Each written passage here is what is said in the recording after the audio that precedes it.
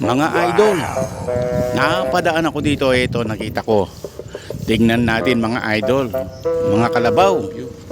Ilang piraso ng mga kalabaw to mga idol na may gareta sa likod, bit-bit, hatak-hatak mga idol. Ayan, bihira na tayo makakita ng ganito eh.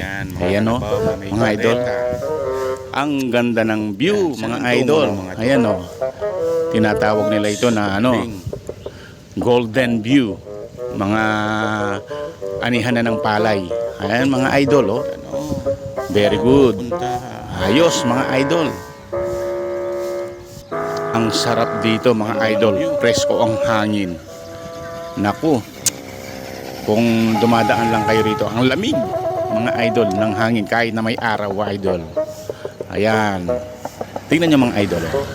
Palagay ko magkakarga ng mga palay itong mga to, mga idol. Ang dami nila, oh. Presko. Ayan, oh. Nakikita niyo mga kalabaw na may gareta. Nakahilera sila mga idol. Mag-harvest ng mga palay. O siya mga idol, ito lang ang gusto kong ipakita sa inyo.